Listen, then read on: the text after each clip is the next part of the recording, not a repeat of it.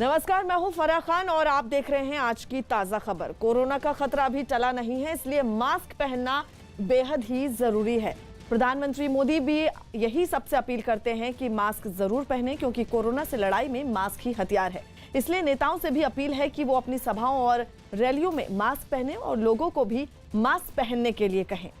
आगे बढ़ते हैं। बीजेपी ने बंगाल के चुनावी रण में पूरी ताकत झोंक दी है। आज गृह मंत्री अमित शाह, यूपी के मुख्यमंत्री योगी आदित्यनाथ और रक्षा मंत्री राजनाथ सिंह बंगाल में ताबड़तोड़ रैलियां करेंगे। इसके साथ ही हाल ही में बीजेपी में शामिल हुए मिथुन चक्रवर्ती भी रोड शो के जरिए बीजेपी उम्मीदवारों के लिए समर्थन जुटाएंगे। तो वहीं अमित शाह आज पुरुलिया, तमलुक और बांकुड़ा में रैली करेंगे, जबकि राजनाथ सिंह भी दक्षिण 24 परगना, हुगली और बांकुड़ा में मोर्चा संभालेंगे और योगी आदित्यनाथ पश्चिमी मेदिनीपुर, दक्षिण 24 परगना और नंदीग्राम में चुनावी रैली करेंगे। और इसके साथ ही मिथुन चक्रवर्ती भी आज चुनावी अभियान की शुरुआत करते हुए सलतोरा, पुरुलिया, पश्चिमी मेदिनीपुर और झारग्राम में रोड शो करेंगे। आपको बता दें, आज बंगाल चुनाव के 27 मार्च को होने वाले पहले चरण के लिए प्रचार का आखिरी दिन है। बिहार की विधानसभा में विधायकों पर पुलिस के एक्शन से पहले सदन में खूब हंगामा हुआ। इस हंगामे के कुछ हैरान करने वाले वीडियो सामने आए। विधानसभा की कार्यवाही के वीडियो में साफ दिखा कि नेता विपक्ष तेजस्वी यादव की अगुवाई में विपक्ष के विधायक स्पीकर की कुर्सी तक पहुंच गए। और यहां तक कि एक वीडियो में तो यह भी साफ दिखा कि खुद तेजस्वी यादव स्पीकर की कुर्सी पर पहुंच गए। तेजस्वी यादव के साथ उनके भाई तेज प्रताप भी दिखे, जो हंगामे के वक्त मोबाइल फोन से वीडियो रिकॉर्डिंग करने में व्यस्त थे। तेजस्वी के सामने ही स्पीकर की कुर्सी को घेरे विधायक हंगामा करते रहे, जिन्हें तेजस्वी रोकते हुए तो कतई नहीं दिखे। ये उस वक्त का वीडियो बताया जा रहा है जब विपक्ष के हंगामे की वजह से सदन में मार्शल बुलाने पड़े थे, जिन्हें एक एक विधायक को घसीटकर बाहर ले जाना पड़ा। हालांकि इससे पहले के हंगामे के वीडियो तो और भी हैरान करने वाले हैं। आरजेडी के विधायक भाई वीरेंद्र एक मेज पर कुर्सी रखकर बैठे दिखे। स्पीकर की कुर्सी के सामने वाली ये वो जगह है जहां सदन की कार्यवाही के वक्त विधानसभा का स्टाफ बैठता है, लेकिन भाई वीरेंद्र मेज पर कुर्सी रखकर अपने लिए ऊंचा आसन बनाकर बैठ गए और साथियों के बीच स्पीकर की तरह कार्यवाही चलाने का नाटक करने लगे। खुद ही उन्होंने बिल वापसी का फैसला भी सुनाया और फिर बिल की कॉपी भी फाड़कर मेज पर ही फेंक दी।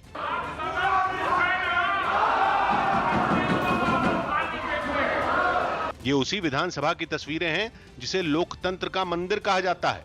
और सरकार का दावा है कि विपक्ष के इसी हंगामे के बाद नौबत विधानसभा में पुलिस के एक्शन की आ गई। हालांकि मुख्यमंत्री नीतीश कुमार ने सरकार को इस मामले से अलग कर दिया और पुलिस को विधानसभा में बुलाने का फैसला स्पीकर का बताया। जो चैम्बर है उसको किस तरह से बाहर घेर करके और उसके बाद जहां स्पीकर का आसन है वहां पर किस प्रकार की गतिविधियां की गई, ये सबको मालूम है। इस तरह का तो कभी व्यवहार होता नहीं है। आज बोल रहे हैं कि पुलिस वाले आई, तो स्पीकर साहब के हाथ में है पूरी स्थिति को नियंत्रित करने के लिए, वो कोई भी सेवा ले सकते हैं। लेकिन विपक्ष को पुलिस का एक्शन खटक गया, जिसके खिलाफ बिहार में सियासी हंगामा शुरू हो गया। विपक्ष के विधायकों ने विधानसभा की कार्यवाही का बहिष्कार कर दिया और विधानसभा परिसर में खुले आसमान के नीचे अपनी अलग विधानसभा बनाकर बैठ गए, जिसमें बाकायदा एक स्पीकर बनाया गया। इस डमी सदन में एक नेता ने सीएम को बर्खास्त तक करने की मांग कर दी। बिहार के मुख्यमंत्री को और सदन के नेता को आप डिसमिस कराइए। हालांकि इससे पहले काफी देर तक विपक्ष के विधायक आंखों पर काली पट्टी बांधकर विरोध प्रदर्शन और नारेबाजी करते रहे। विपक्ष की मांग है कि विधायकों पर पुलिस के एक्शन के लिए दोषी अधिकारियों पर कार्रवाई की जाए। इनका यह साफ तौर पर मानना है कि जब तक उन पुलिस वालों पर कार्रवाई नहीं होती है तब तक ये लोग सदन का बहिष्कार करेंगे। तख्तियों पर नारे लिखकर एक दिन पहले की घटना का विरोध किया गया। विधायकों को लात जूतों घुसों से पिटवाना, ये संसदीय इतिहास में कल जो किया गया, ये काला दिन था।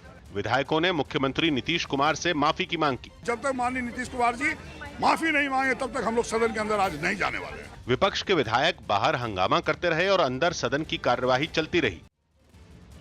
मुंबई के पूर्व कमिश्नर परमवीर सिंह की चिट्ठी पर मचे सियासी संग्राम के बीच महाराष्ट्र के गृह मंत्री अनिल देशमुख ने खुद को जांच के लिए तैयार बताया है। उन्होंने 21 मार्च को मुख्यमंत्री उद्धव ठाकरे को लिखी चिट्ठी साझा की है, जिसमें उन्होंने परमवीर सिंह के आरोपों की जांच करवाने की मांग की थी। उन्होंने एक ट्वीट के जरिए सीएम को भेजी गई चिट्ठी साझा करते हुए कहा कि अगर मुख्यमंत्री इस मामले की जांच का आदेश देते हैं तो वो उसका स्वागत करेंगे। परमवीर सिंह के लगाए आरोपों की जांच के लिए खुद को तैयार बताते हुए अनिल देशमुख ने ट्वीट किया और अपने ट्वीट में लिखा कि परमवीर सिंह द्वारा मुझ पर लगाए गए आरोपों की जांच करवाकर दूध का दूध पानी का पानी करने की मांग मैंने माननीय मुख्यमंत्री महोदय से की थी। अगर वो जांच के आदेश देते हैं तो मैं उसका स्वागत करूंगा। चिट्ठी बम पर जारी घमासान के बीच महाराष्ट्र सरकार आज बड़ा ऐलान कर सकती है। न्यूज 18 के अभिषेक पांडे की खबर है कि मुख्यमंत्री उद्धव ठाकरे की अध्यक्षता में महाराष्ट्र कैबिनेट की बैठक में अनिल देशमुख ने अपने ऊपर लगे आरोपों की उच्च स्तरीय जांच की मांग की। सूत्रों के मुताबिक परमवीर सिंह के आरोपों की जांच रिटायर्ड जज की अध्यक्षता वाली कमेटी को सौंपी जा सकती है, जिसकी आज महाराष्ट्र सरकार की ओर से घोषणा भी की जा सकती है। आज इस मुद्दे पर महाविकास अघाड़ी के नेताओं का राज्यपाल से मिलने का भी कार्यक्रम है। हालांकि खबर है कि फिलहाल राज्यपाल भगत सिंह कोश्यारी मुंबई में मौजूद नहीं है। देवेंद्र फडणवीस ने जो आरोप लगाए थे, हमने सुबह भी कहा था कि वो सब झूठ आरोप लगा रहे हैं, बेबुनियाद लगा रहे हैं। सरकार उसको पूरा जवाब कल उसको सरकार की तरफ से दिया जाएगा। नहीं, मूल सब्जेक्ट है कि बहुत सारा बात सामने आएंगी, क्योंकि हमने जो बार बार कहा कि ये सब प्रकरण को एक बेबुनियाद बनाया गया था, महाराष्ट्र को बदनाम करने का काम किया जा रहा था और सच का सच सामने आएगा और कल सरकार की तरफ से बयान जारी करेगा। पंजाब के भवानीगढ़ से एक दिल दहला देने वाला वीडियो सामने आया। वहां एक बेकाबू ट्रैक्टर ने सड़क किनारे सब्जी खरीद रहे लोगों को जोरदार टक्कर मार दी। वो ट्रैक्टर एक मोड़ पर बेकाबू हो गया और उसने किनारे खड़े सब्जी के ठेले को जोरदार टक्कर मार दी। इससे पहले वो सब्जी वाला अपना ठेला लेकर सड़क से गुजरता दिखाई दिया। इस दौरान सड़क पर मौजूद एक आदमी किनारे खड़े होकर उससे सब्जी खरीदने लगा। इसी बीच वो ट्रैक्टर वहां पहुंचा और अंदर की तरफ मुड़ने लगा, लेकिन तभी वो बेकाबू हो गया और उसने सीधा सब्जी के ठेले को टक्कर मार दी। सब्जी वाला और उसका ग्राहक दोनों उस ट्रैक्टर की चपेट में आ गए। हादसे के बाद वहां मौजूद लोग तेजी से उधर दौड़े। इस दौरान ग्राहक को हल्की चोटें आईं और वो किसी तरह वहां से दूर हट गया, लेकिन ठेले और ट्रैक्टर के बीच में आने की वजह से सब्जी वाले की मौत हो गई। घटना की जानकारी मिलने पर पुलिस ने ट्रैक्टर के ड्राइवर पर मामला दर्ज कर कार्रवाई शुरू कर दी।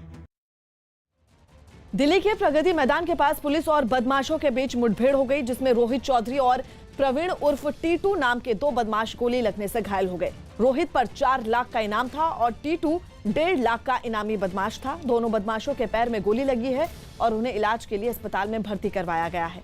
आपको बता दें कि दोनों बदमाश दिल्ली के साकेत में हुए एक मर्डर में भी शामिल थे।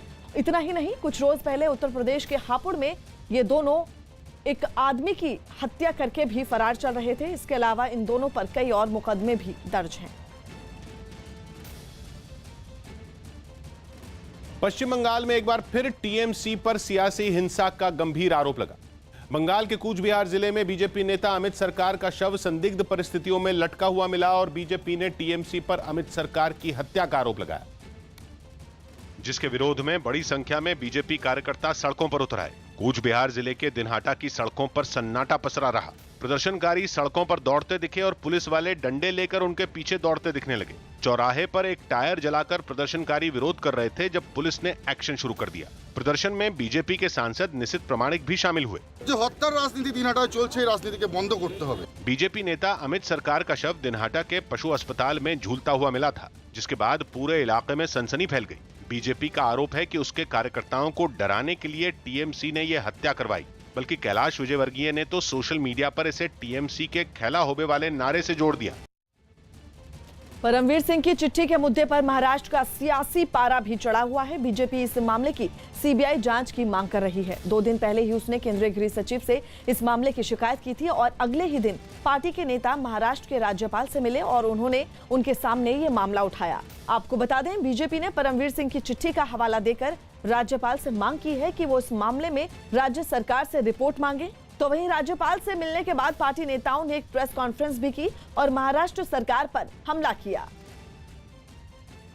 मूल घटना के आड़े आप भ्रष्टाचार को नहीं छिपा सकते। लेकिन शिवसेना ने बीजेपी के आरोपों पर बेफिक्री दिखाई और परमवीर सिंह की चिट्ठी पर सवाल उठा दिए। मैं ऐसे 10 लेटर दे सकता हूं जहां बीजेपी की सरकार है और वहां के बड़े अधिकारी ने इस प्रकार से लेटर मुख्यमंत्री को लिखे है, तो ये लेटर बॉम्ब जो है वो ओम फुस हो गया। इंग्लैंड के ब्रिस्टल शहर में नए पुलिस बिल के खिलाफ भड़के विद्रोह को कुचलने के लिए पुलिस ने घोड़े और कुत्ते मैदान में उतार दिए। पिछले कई दिन से इंग्लैंड में इस बिल पर बवाल मचा है, क्योंकि अगर ब्रिटेन की संसद में यह पास हो गया तो पुलिस को धरना प्रदर्शनों से निपटने के लिए ज्यादा ताकत मिल जाएगी, जिसे लोग अपने लोकतांत्रिक अधिकारों का हनन मान रहे हैं और इसीलिए उन्होंने कोहराम मचा रखा है। लेकिन इस बार जब प्रदर्शनकारी मैदान पर तंबू गाड़कर जम ही गए तो पुलिस ने भी अपनी बाजुएं चढ़ा ली। लेकिन इस बार वो अकेले नहीं आई। अब की बार उसने ऐसा पैंतरा अपनाया जैसा शायद ही इससे पहले किसी देश में देखा गया हो। पुलिस ने अपनी घुड़सवार फौज का दस्ता सड़क पर उतार दिया और फिर ब्रिस्टल शहर में घोड़ों पर सवार पुलिस वाले दौड़ते नजर आए। प्रदर्शनकारियों के पसीने छुड़ाने के लिए पुलिस घोड़ों के साथ साथ अपने खूंखार खोजी कुत्तों को लेकर भी पहुंची। सामने आई एक तस्वीर में एक कुत्ता तो एक प्रदर्शनकारी के बुरी तरह पीछे पड़ा हुआ भी नजर आया। लेकिन फिर भी प्रदर्शनकारी नहीं डरे और पुलिस की आंखों में आंखें डालकर खड़े रहे। हालांकि इसके बाद पुलिस ने सख्ती की और तंबू उखाड़ने शुरू कर दिए। इस वजह से उसकी लोगों से काफी झड़प भी हुई, मगर पुलिस के जोर के आगे प्रदर्शनकारियों का बस नहीं चला और पुलिस ने उन्हें खदेड़ दिया। बताया गया कि 14 लोगों को गिरफ्तार भी कर लिया गया।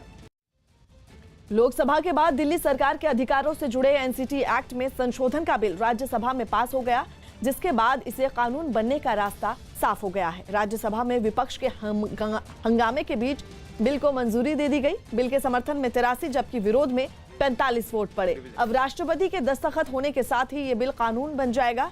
दिल्ली सरकार ने संसद में एनसीटी एक्ट में संशोधन से जुड़ा बिल पास होने को लोकतंत्र का काला दिन करार दिया, तो कांग्रेस ने भी इसे दिल्ली की जनता के साथ धोखा बताया।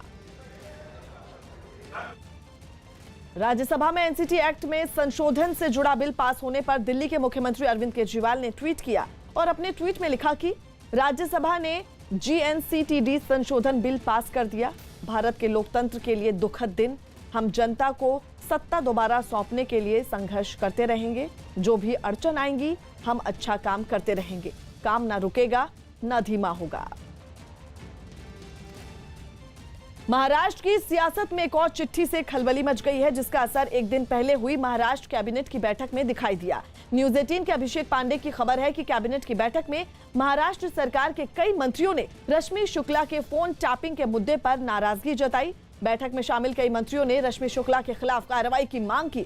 खबर है कि बैठक में महाराष्ट्र सरकार के सरकारी वकील के साथ इस पर भी राय ली गई कि परमवीर सिंह और रश्मि शुक्ला पर क्या कानूनी कार्रवाई हो सकती है। विपक्ष परमवीर सिंह और रश्मि शुक्ला की चिट्ठी पर लगातार महाराष्ट्र सरकार पर हमलावर है।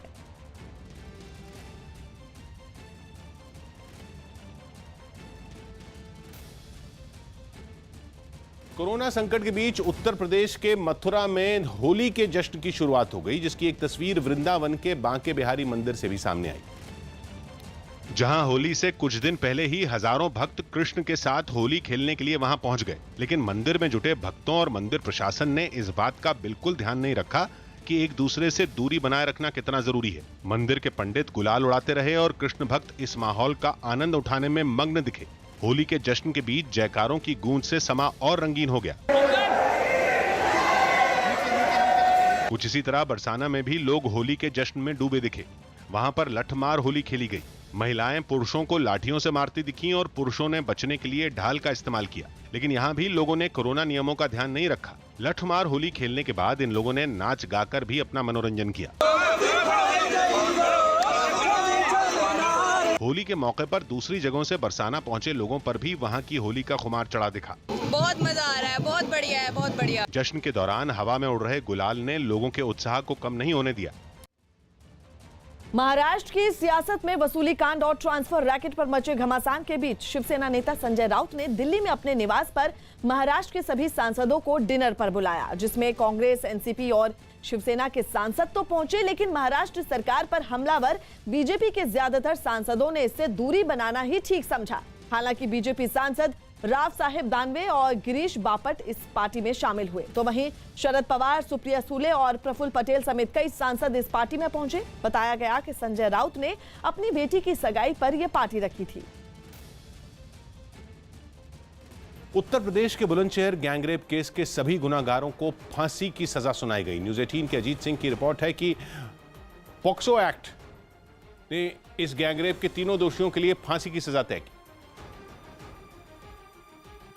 ये घटना 2 जनवरी 2018 की है, जब ट्यूशन से घर लौट रही नाबालिग छात्रा को अगवा कर चलती कार में उसका गैंगरेप किया गया और फिर उसकी हत्या कर उसका शव एक नहर में फेंक दिया गया। गैंगरेप की इस घटना ने उत्तर प्रदेश की सियासत में भी भूचाल ला दिया था, क्योंकि इस वारदात को अंजाम देने का आरोप जिन बदमाशों पर लगा था वो दूसरे समुदाय के। कोर्ट के इस फैसले के बाद पीड़िता के परिवार ने सभी दोषियों को जल्द से जल्द फांसी देने की गुहार लगाई। हरियाणा के फतेहाबाद से हैरान कर देने वाला एक वीडियो सामने आया, जिसमें आपसी रंजिश को लेकर हुए झगड़े में एक आदमी की कुछ लोगों ने बेरहमी से पिटाई कर दी।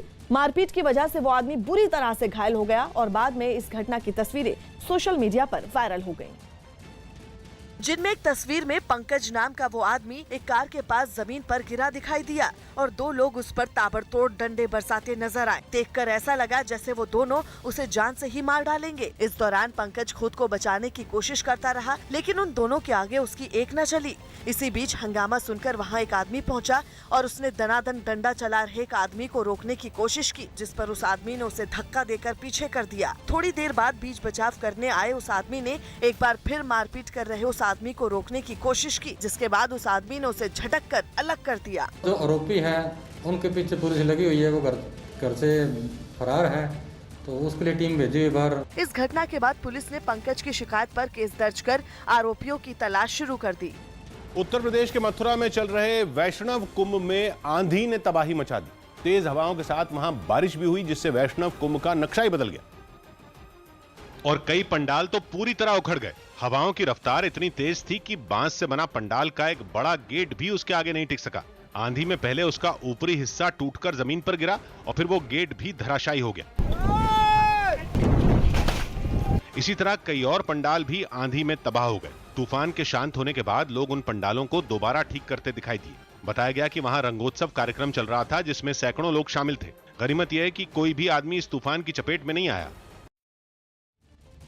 प्रधानमंत्री नरेंद्र मोदी ने असम के सिपझार में एक चुनावी रैली के दौरान कांग्रेस पर जमकर निशाना साधा।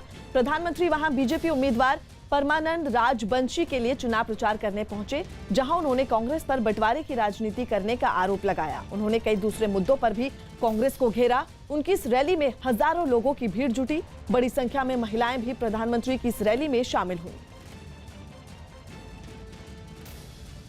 प्रधानमंत्री ने साफ कहा कि कांग्रेस बांटने की राजनीति करती है और असम में एक बार फिर से बंटवारा सांप्रदायिकता की राजनीति आएगी अगर कांग्रेस लौटेगी। कोरोना के नए वेरिएंट पर केंद्र सरकार ने पहली बार चिंता जताई। न्यूज 18 के रवि सिंह की रिपोर्ट है कि केंद्रीय स्वास्थ्य मंत्रालय ने राज्यों को चिट्ठी लिखकर कोरोना के नए वेरिएंट पर गंभीर चिंता जताई और राज्यों से आने वाले त्योहारों में कोरोना नियमों का सख्ती से पालन करवाने की अपील की।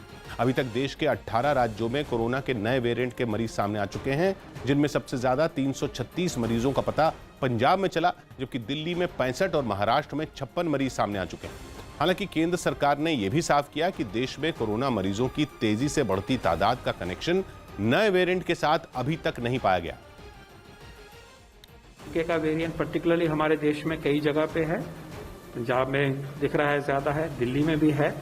साउथ अफ्रीकन वेरिएंट आया है किसी हद तक और थोड़ा सा ब्राजीलियन वेरिएंट आया है। शूटिंग वर्ल्ड कप में चिंकी यादव ने शानदार प्रदर्शन किया। दिल्ली में चल रहे शूटिंग वर्ल्ड कप में चिंकी यादव ने गोल्ड मेडल जीता। उन्होंने महिलाओं की 25 मीटर पिस्टल प्रतियोगिता में ये कामयाबी हासिल की। चिंकी के अलावा राही सरनोबत ने सिल्वर और मनु भाकर ने ब्रॉन्ज मेडल अपने नाम किया। बंगाल बीजेपी अध्यक्ष दिलीप घोष ने ममता बनर्जी के पैर की चोट पर एक बयान दिया, जिस पर घमासान छिड़ गया।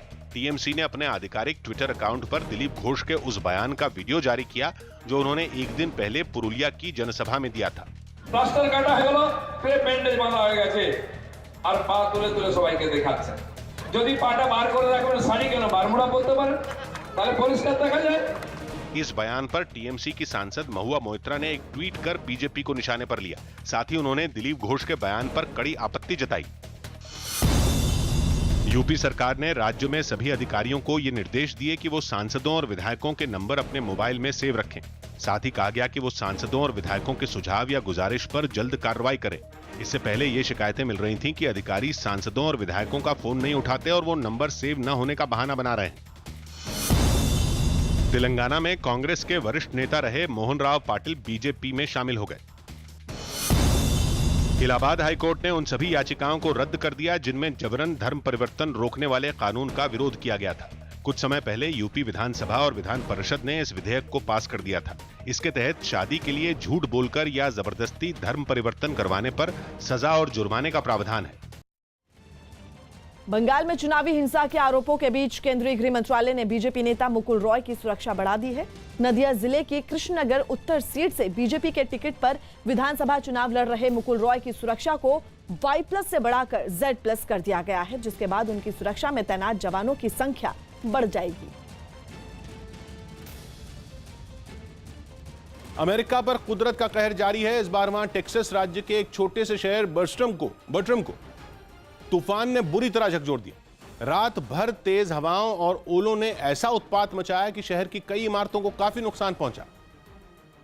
जिसके बाद सुबह जो तस्वीरें सामने आईं, उनमें शहर में जगह जगह मलबा पड़ा नजर आया। जहां इमारतें हुआ करती थीं, वहां ईंटों का ढेर पड़ा दिखा। मौसम की मार ऐसी पड़ी कि इलाके की पहचान मानी जाने वाली 100 साल से भी ज्यादा पुरानी 2 इमारतों का काल साबित हुई। इमारतें तूफान की ताकत को झेल नहीं पाईं और एक की छत नहीं दिखी, दूसरी की दीवार ऐसी गिरी कि उसके आर पार सब नजर आने लगा। दोनों बिल्डिंग जर्जर हो गईं तो उनकी मौजूदगी इलाके के लिए खतरा बन गई और फिर उन पर बुलडोजर चलाने का आदेश दे दिया गया। अमेरिका के मौसम विभाग ने बताया कि तूफान की वजह से इतनी जोरदार हवाएं चली कि इलाके की सूरत ही बदल गई। उत्तर प्रदेश के आगरा में एक दरोगा की गोली मारकर हत्या कर दी गई। बताया जा रहा है कि 2 भाइयों के बीच हो रहे विवाद की जानकारी मिलने पर दरोगा प्रशांत यादव बीच बचाव करने वहां पहुंचे थे। इस दौरान आरोपी ने उनकी गर्दन पर गोली मार दी। गोली लगने से घायल दरोगा को अस्पताल ले जाया गया, लेकिन उनकी जान नहीं बचाई जा सकी। दरोगा की हत्या की खबर से पुलिस महकमे में हड़कंप मच गया। आरोपी की धरपकड़ के लिए कई टीम बनाई गई। आपको बता दें, मुख्यमंत्री योगी आदित्यनाथ ने दरोगा की हत्या पर दुख जताया और उन्होंने पीड़ित परिवार को 50 लाख के मुआवजे और परिवार के एक सदस्य को नौकरी दिए जाने का ऐलान किया। जो है विश्वनाथ, जो एक भाई है, उसने मारी थी और उसकी तलाश के लिए कई टीमें लगा दी गई हैं और मुझे पूरा विश्वास है कि बहुत ही जल्दी उसको कड़ी से कड़ी कार्रवाई हम लोग उसके खिलाफ कर पाएंगे। पश्चिम बंगाल के आसनसोल में चुनाव प्रचार के लिए दीवार पर लिखने को लेकर टीएमसी और बीजेपी में विवाद हो गया। आरोप है कि इस हंगामे के बीच ही टीएमसी कार्यकर्ताओं ने बीजेपी उम्मीदवार की गाड़ी में तोड़फोड़ कर दी, जिसके बाद बीजेपी के कार्यकर्ता आपे से बाहर हो गए। उन्होंने टीएमसी के कई कार्यकर्ताओं को पकड़कर पीटना शुरू कर दिया। हालांकि जल्द ही वहां पुलिस पहुंच गई। पुलिस वालों ने हंगामे को शांत कराने के लिए उन लोगों पर सख्ती दिखाई, लेकिन इस कार्रवाई से मामला और बिगड़ गया। थोड़ी ही देर में दोनों दलों के कार्यकर्ता आमने सामने आ गए। इस बीच बीजेपी कार्यकर्ताओं ने वहां नारे लगाने शुरू कर दिए। काफी देर तक पुलिस वाले दोनों दलों के लोगों को समझाते रहे, लेकिन जब बात नहीं बनी तो उन्होंने हंगामा करने वालों को खदेड़ना शुरू कर दिया। बाद में किसी तरह यह बवाल शांत हुआ। हालांकि इस घटना से पूरे इलाके में तनाव फैल गया और फिर बड़ी संख्या में वहां पुलिस बल को तैनात करना पड़ा। बंगाल चुनाव के लिए बीजेपी ने नया कैंपेन इस बार बीजेपी लॉन्च किया है, जिसमें प्रधानमंत्री मोदी, अमित शाह और जेपी नड्डा समेत दूसरे नेताओं की चुनावी रैलियों में उमड़े जन सैलाब को दिखाया गया।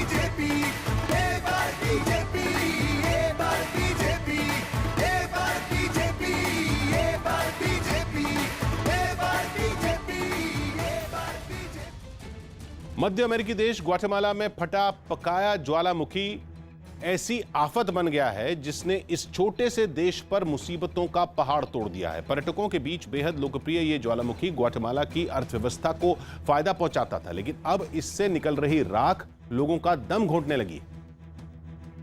क्योंकि जानलेवा राख वहां के इलाकों पर ऐसा कब्जा कर चुकी है कि तस्वीरें देखकर लगा जैसे वहां कोई खतरनाक आग आतंक मचाकर बुझी हो। वहां के एक गांव से आए वीडियो में हर चीज स्याह नजर आई। गाड़ियां, गलियां, जमीन, सब कुछ राख के अंबार में छिपा दिखा। एक घर के सामने तो फर्श पर इतनी राख जमी थी कि जब झाड़ू चला तब जाकर पता चला कि फर्श का असली रंग था क्या। ज्वालामुखी की राख ने हरे भरे खेतों में लगी फसलें भी बर्बाद कर दी। वैसे तो ये ज्वालामुखी राजधानी ग्वाटेमाला सिटी से करीब 50 किलोमीटर दूर है, लेकिन हवाओं ने रुख ऐसा बदला कि ज्वालामुखी की राख ने शहर के अंतर्राष्ट्रीय एयरपोर्ट पर ही ताला लगवा दिया। उड़ानें रद्द हो गईं और रनवे पर खड़े सफेद हवाई जहाज राख की परत में काले नजर आने लगे। रनवे पर इतनी राख जमा हो गई कि वहां की सेना को झाड़ू उठाना पड़ा।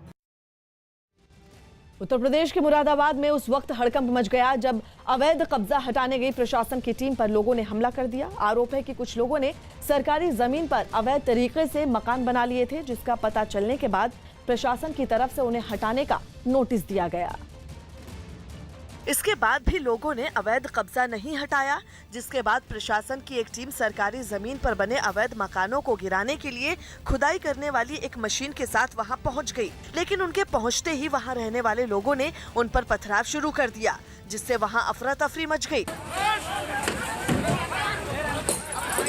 जो तस्वीरें सामने आई उनमें एक तस्वीर में कई लोग खुदाई करने वाली मशीन पर पत्थर फेंकते दिखाई दिए। थोड़ी ही देर में हालात बद से बदतर हो गए, जिसके बाद प्रशासन के लोगों को वहां से जान बचाकर भागना पड़ा।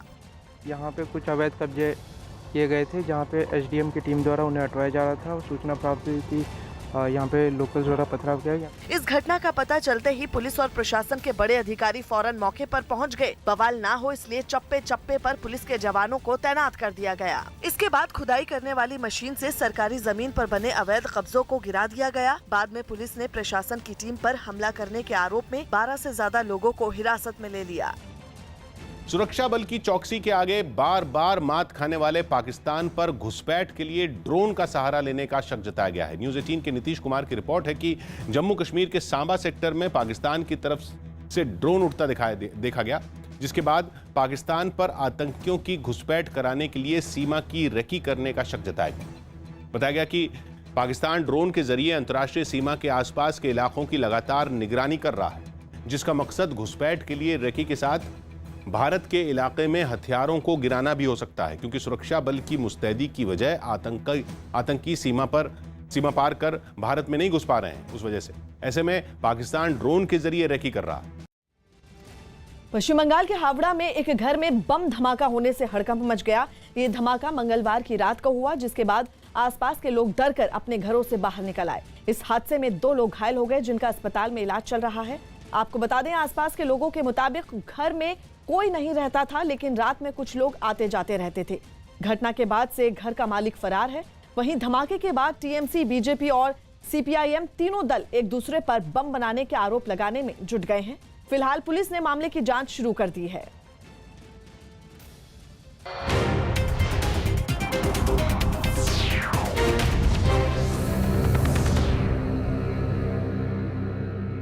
पचास साल पुरानी दोस्ती,